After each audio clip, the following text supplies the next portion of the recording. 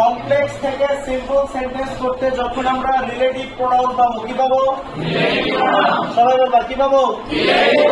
অর্থাৎ relative pronoun যুক্ত complex থেকে সিম্পল করার সময় আমরা একটা শর্টকাট ওয়ে অবলম্বন করতে পারি। সেই শর্টকাট ওয়েটা তোমরা জানতে চাও তো নাকি?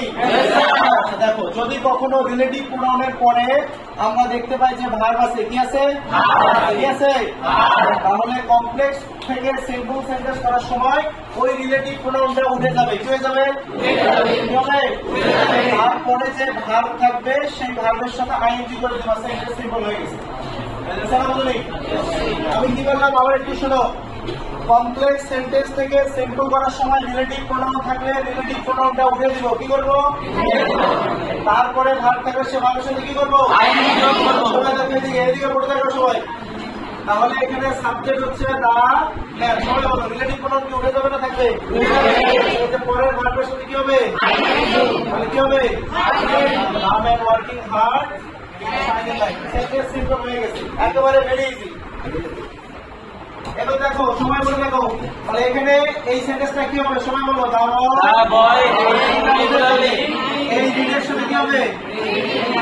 আইএনজি হবে। Reading regularly can pass in the exam. সবাই বুঝতে পারো নাকি? এখন একটা বিষয় মনে রাখো, যদি দুইটা ভার্ব থাকে, কয়টা?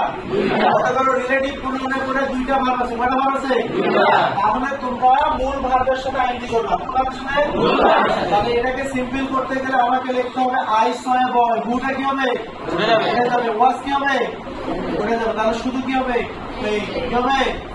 Playing cricket. বুঝতে পারছো নাকি? মানে নেই বুঝতে পারছো? পরে সেন্টেন্স সেম হবে। I see some birds. Which কি হবে? হুইচ কি হবে? পরে ওয়ার কি হবে? তাহলে মূল ভার্ব কি আছে এখানে? Fly. Flying in the sky. মানে পানির মধ্যে ইজি। বুঝতে পারছো না? মানে এবং এই নিয়মে কমপ্লেক্স থেকে সিম্পলের প্রায় কখন পাবে তোমরা। এই নিয়মটা ভেরি ইজি। যদি রিলেটিভ প্রোনাউন থাকে, কি থাকে?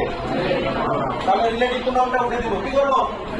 উঠে দিব। তারপরে ভার্বের সাথে আইএনজি। রিলেটিভ প্রোনাউন উঠে যায়, পরের ভার্বের সাথে কি হবে? আইএনজি। সবাই বলো। বুঝতে পারছো সবাই?